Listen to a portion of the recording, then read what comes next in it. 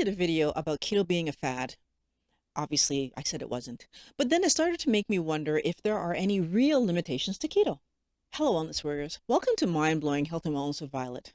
I'm Violet. The reason I make these videos is to help you to understand that your mental health and physical health working well together is what creates that overall sense of well-being. If this is something that you want to work on, subscribe because I make new videos every week. So by this point, most of us know the basics, that in order to do a ketogenic lifestyle, you lower your carb intake to 20 grams of carbs or less, and your body just magically starts to use fat for fuel, you lose weight, and everything is rainbows and unicorns. But actually, we know that the only part of that was true was that you lower your carb count down from whatever, 400 to 20 grams of carbs or less. And this does allow your body to access the fat that you have stored on your body and begin to use it for fuel. But it doesn't happen overnight.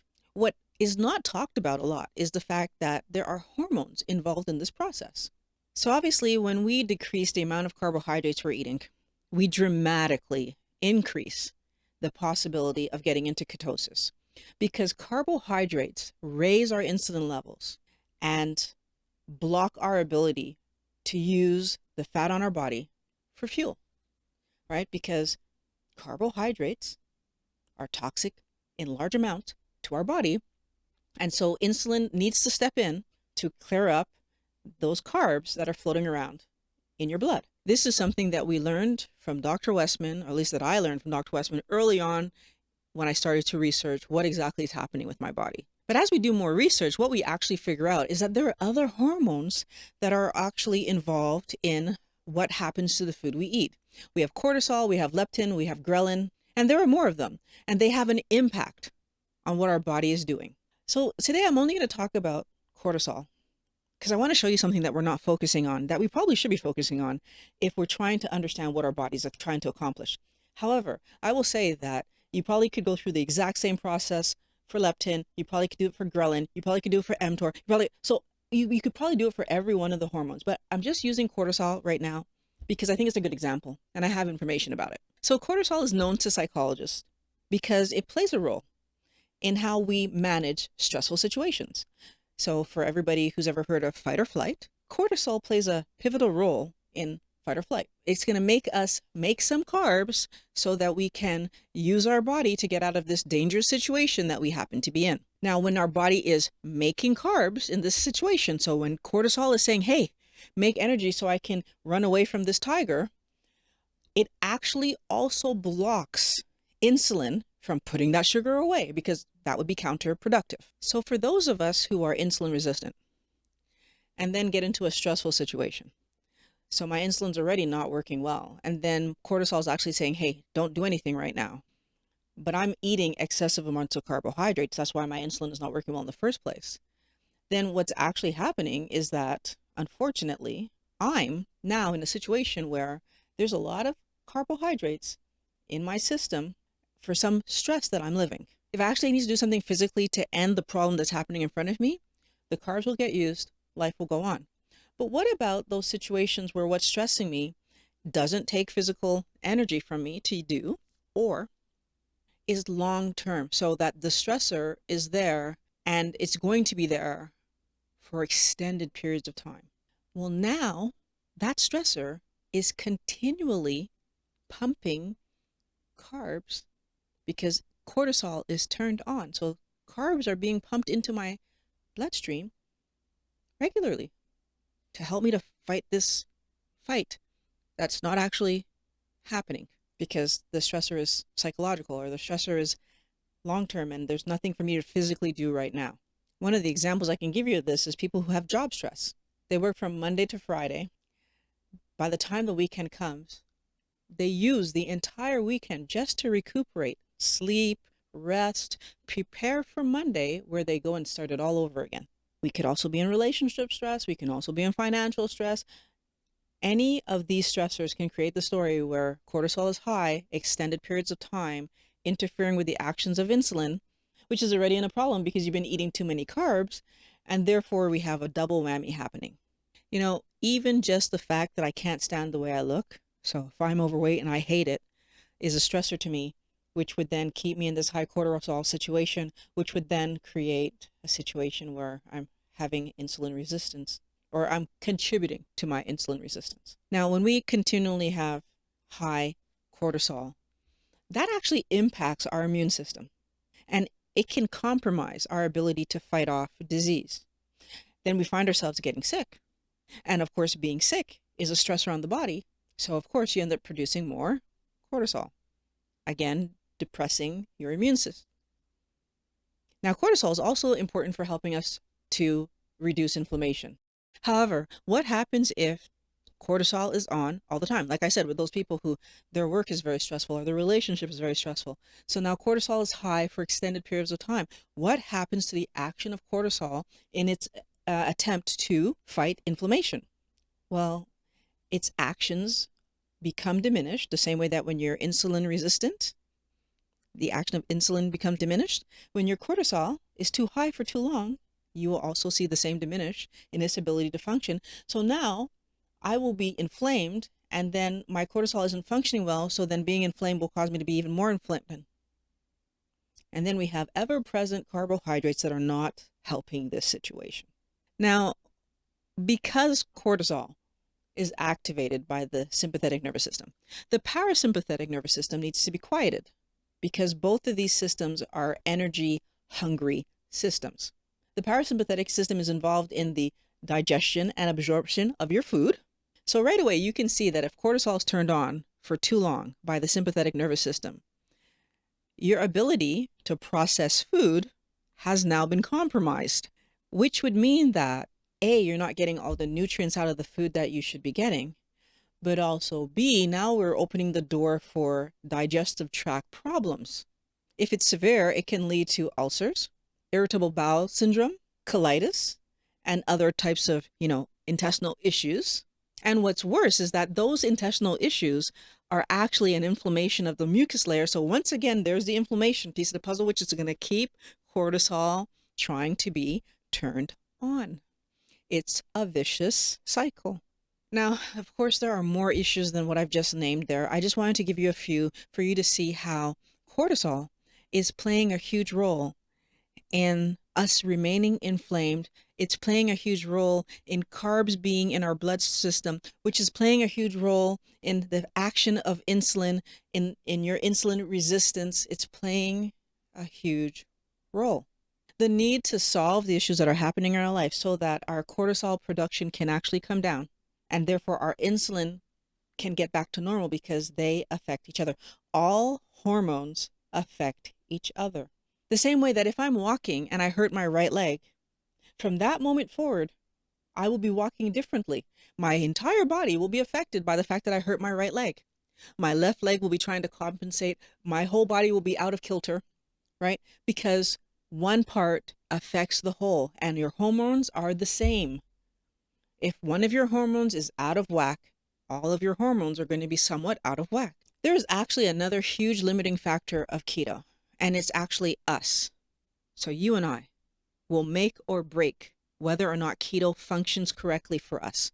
What you believe about the ketogenic lifestyle, why it works, why it doesn't work, what you need to do, how much you need to do, how hard it will be, how much energy, effort, time, how long will you do it for? Is it a diet or is it a lifestyle?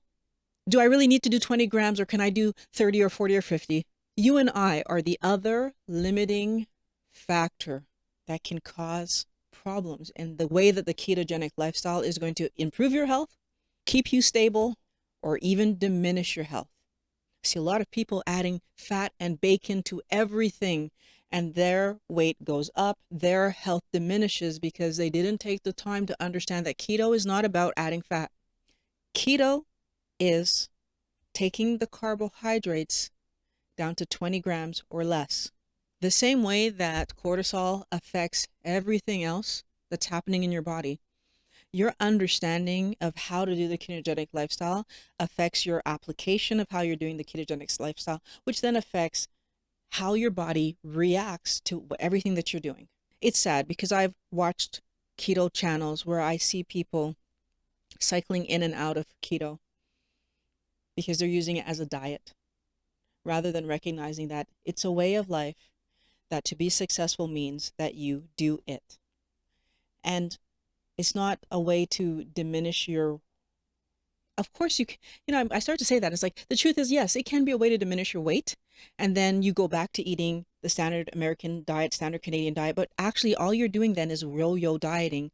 And every single one of us knows that yo-yo dieting causes problems. And if that's what you're doing, are you helping yourself? So that's the limitation of keto, right? Us. If I do these mistakes, if I treat keto like it's cookie cutter, like it's one size fits all, if I don't stop and look at, Violet, what are the things that trigger you to want to eat cookies? Violet, what are the things that you believe about food? Violet, what are the things that your family believed about food? What's your history? Where'd you come from? When I don't stop and take a look at, what did your body do, Violet, with the excessive carbs? Because, like I said, my daughter was 6 when I started to gain weight, like excessive amounts of weight. My daughter was already 6. Under 6, I looked fine. But was I fine? No. Every single joint in my body was killing me. So what is your body doing, Violet, with the carbohydrates? We don't all do the same thing. It's not to say that the carbs are not bad for all of us. But what does your body choose to do with the carbs versus what Violet's body chose to do with the carbs? I don't know what would have happened if my body had chosen to put the carbs in fat when I was 20. Would the fat have motivated me to lose the weight sooner? I don't know. But I do know that until I learned about keto, I probably would have just been yo-yo dieting. If we really want to make sure that we are not the limiting factor, then what we actually have to do is understand that keto is a lifestyle.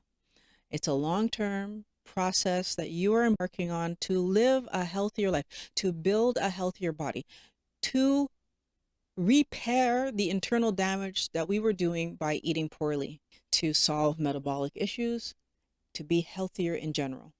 If I truly, truly want to address the limiting factors of the ketogenic lifestyle, I need to understand that I'm the biggest limiting factor. How I do it matters. We get to decide what success is, right? And if I decide that my success is a number on the scale, when I arrive at that number, it's going to determine what I do next. And trust me, if you're doing a ketogenic lifestyle appropriately, you will arrive at that number rather quickly. And now the question becomes, do I have a bigger purpose to keep me doing this? Again, I'm the limiting factor, right? Because if I don't have a bigger purpose to keep me doing this and I've arrived at the number on the scale, why am I still doing it? And we step into that yo-yo dieting cycle. Versus if I have a bigger reason to do my ketogenic lifestyle. For Violet, it was an inflamed hip that stopped me from being able to sit. Not just stand, to sit. It stopped me from being able to walk up the stairs. It stopped me from being able to do my activities. What's your reason going to be? But I'm suggesting to you, make your reason something bigger than weight. Is your health worth eating properly from now on? Maybe you have grandchildren that you want to see go to college or university. Maybe you have hobbies that take a lot of physical energy and you need and you notice that you're tired all the time. You need to make your goal bigger than the number on the scale. You decide what your goal is. And you decide whether you keep working and doing what you're doing long after you've arrived at a place where you're more comfortable. Do I make a new goal? Do I keep going forward? Do I keep allowing myself to feel good? I could want my spouse to live a ketogenic lifestyle as much as I want. I could want my spouse to be more muscular. I could want my spouse to change their hair color. I could want a bunch of stuff from my spouse, but if my spouse doesn't want it, it's not going to happen. And the truth is, it's the same for me. If I don't want something for me, it doesn't matter how many people tell me, it would be great for you, Violet. You would look good like that, Violet. You should do that, Violet. Every tool in the toolbox is only as good as the person using it, right? So if you decide to use the tool appropriately, you will get the results that you want. I guarantee you, if you go to the hardware store and buy a hammer, it's not going to come home and magically make you a set of shelves. You actually have to buy the hammer, get the nails, find the directions, and cut the pieces of wood, and then create the situation where you can then turn around and use that hammer to put those nails in. And until you get to that stage, that hammer is useless to you. We have a lot of information that helps us to do a ketogenic lifestyle the correct way, 20 grams of carbs or less. And there's lots of information about why that's necessary. Lots of videos on my channel. How you use keto is going to determine what kind of success you have. So are you seeing it as a weight loss diet? Or are you seeing it as a healthy new way of life that you will do forever? If you want to know more about how to do this ketogenic lifestyle correctly, there's some videos here that are going to help you. I want to thank all my wellness warriors for coming back because I love making these videos for you. I want to thank you for watching Mind Blowing Health and Wellness with Violet, and I really can't wait to talk to you guys again next week.